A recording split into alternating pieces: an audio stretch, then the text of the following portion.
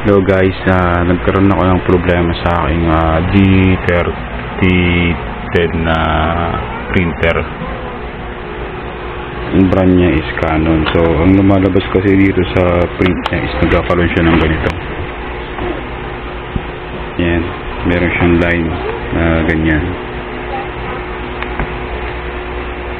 So ang solusyon na ginawa ko, nag-try na kasi ako mag-deep cleaning sa computer through laptop. So ginawa ko na siya, nag-deep cleaning na ako. Ganun pa rin ang lumalabas, ito pa rin. Kaya ang gagawin natin guys is sa loob na tayo ng printer, magki-cleaning naman. So dun sa may encoder strip, dun tayo mag-clean. So ito na nga guys, try na po natin mag-cleaning sa loob ng printer.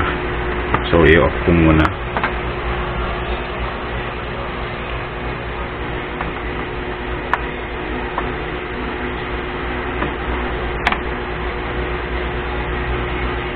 So i-open ko lang to guys. Hindi ko na pinakita yung sa laptop kung paano deep cleaning. So madali lang naman yun, pero kung mamaya papakita ko paano cleaning sa pamamagitan ng laptop. So kumuha lang ako na guys ng ng tissue. Ayan, tissue. So ipapakita ko pala sa inyo guys kung nasaan ang encoder strip. So makikita guys yung meron dyan na isang kulay gray na plastic. So, hindi makita, madilim. Pasensya na guys, madilim. Ayan, ito guys, nakikita nyo ito.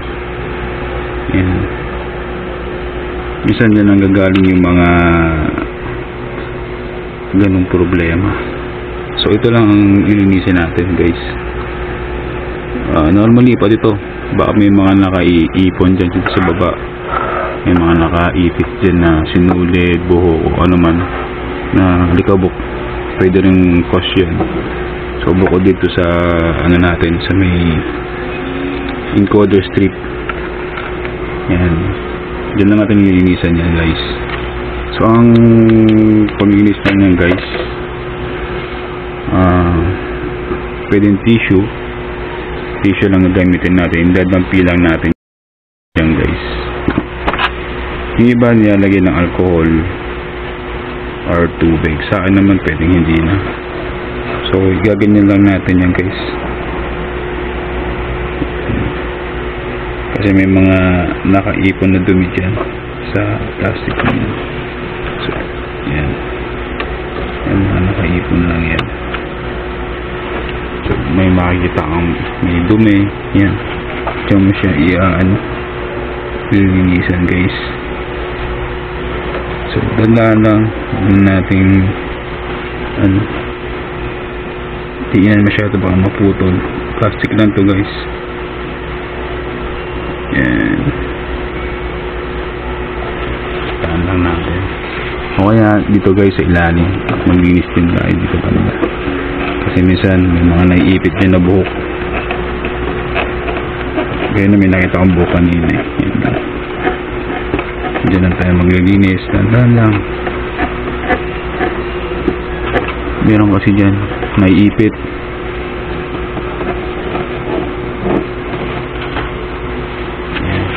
Yan lang guys. Tapos check din natin yung loob, baka may mga, yun nga sabi ko, may mga nakaipit,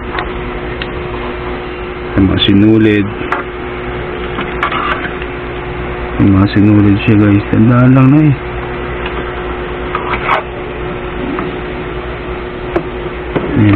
yan ang magiging cause niyan, madumi. Isang dito may makikita kang sinulid, buhok. So ayan, linisan lang natin yung mga gilid-gilid. Usually na nagkakaroon mas ng alikabok to, lalo't ginagamit. So ayan na guys, check na natin Mag-nozzle check kahit manual.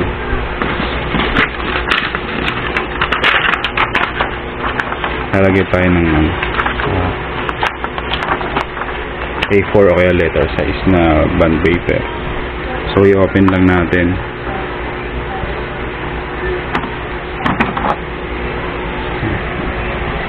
G3010. May wifi din to. Canon. So magmamanual nozzle check tayo guys. Dito lang tayo. So dipidate lang natin tong para maintenance nya. So lalabas yan dito sa screen natin. Ayan. So pwedeng black o color. Dito lang natin yan isang beses. I-print na siya guys. So check natin kung successful yung natin, yung cleaning. So yan na siya guys, oh. Kita nyo yung pinagkaiba. So nawala yung mga lining nya kanina. So ito na yung bago, check nyo yung kanina. Yan, ito yung kanina guys, oh. Kita nyo yan, yung hindi pa natin siya nilinis. Yan, may lining siya. Ngayon nilinis na natin, yung ganito na siya. Okay na siya. Yan, ipakita ko naman sa inyo guys kung paano mag-cleaning sa pamamagitan ng PC, sa computer or sa laptop. So itong G3010 natin, naka true wifi na siya.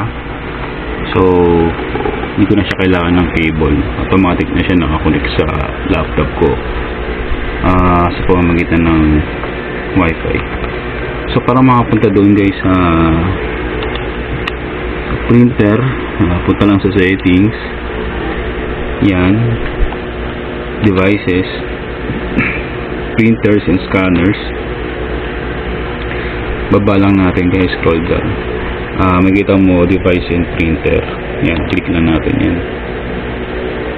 So once na click nyo, lalabas tong Canon G3010 natin. Yan, Canon G3010. So click lang natin.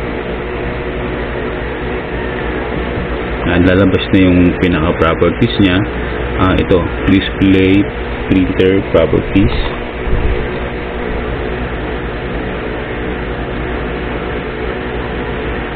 Yan. So, pwede tayo mag-print test page or ang inarap natin is maintenance. Ito, maintenance. Yan guys, maintenance. Click lang natin yan. Then, click din dito sa sa logo ng maintenance. And lalabas siya guys to.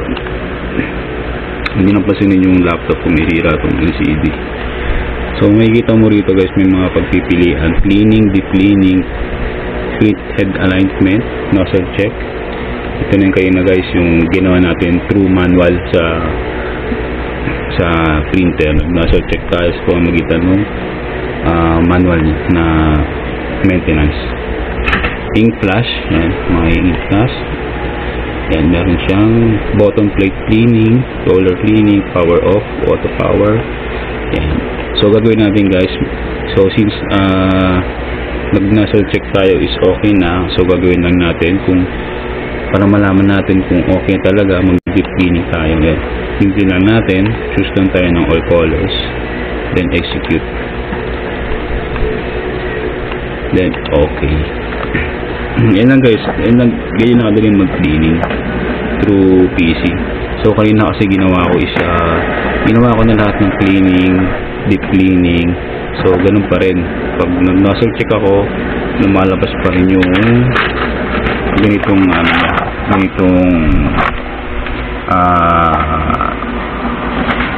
nozzle check natin. Yung print nya is may mga guhit. So ginawa ko, yung kaninang ginawa natin is yung nag-print sa loob ng printer tayo naglinis. So ang nilinisin natin doon is yung encoder strip na tinatawag, yun yung plastic na mahaba. So lilinisin lang natin yun guys. So kaya umukay na siya ngayon. So yung kayo ng pinilint nga natin guys is umukay na. So ito yung guys. Umukay na siya after natin ilinisan yung loob. Actually guys, kahit kung naglinis kayo nun, isama nyo na yung loob talaga. Minsan kasi may mga barado, may mga unclogs doon sa mga nozzles natin, may mga buhok, iba sinulid pa nga eh. So ayan guys, siguro mga 2 minutes or 3 minutes so naglilinis siya. So naglilinis siya ulit. Hintayin lang natin siya matapos guys. Kasi matagal na yung problema guys eh. So nagkakaroon siya ng mga linya-linya na pinatawag minsan doon ng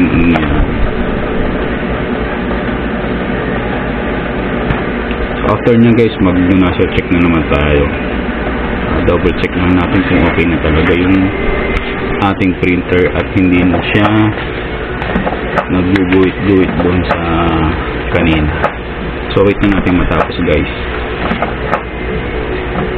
So ang model nga pala natin is G3010 Canon. So ito yung may wifi. So cellphone pwedeng gamitin through wifi din. So i-connect mo lang siya doon sa printer.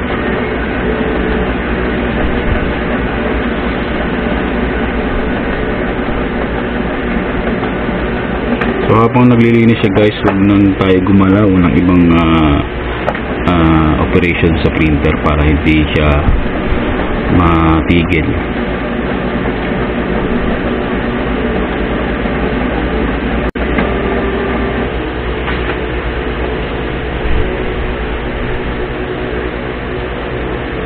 Yan guys, may lumabas na siya. Ito na. So natapos na yung deep cleaning niya. So mag-print check pattern tayo ulit. So lalagay lang tayo ng bond paper. Lalagay tayo ng bagong bond paper guys. Yan. So hindi tayo mag-manual. Papakita ko sa inyo dito. So mag-print check pattern lang tayo guys. Ito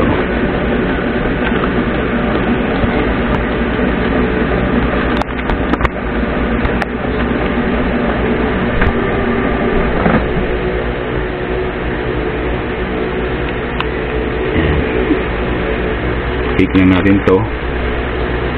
So ayan, i-print na siya ulit. Ayan siya guys.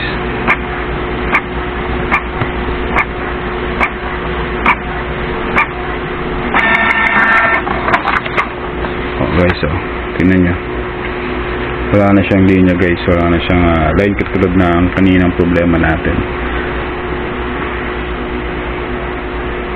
Okay ba guys? So sana nakatulong ako guys sa mga ganitong problema. So yun po yung solusyon natin para sa mga ganong problema. Sana makatulong. Yun lang po guys is for today's video natin. Goodbye.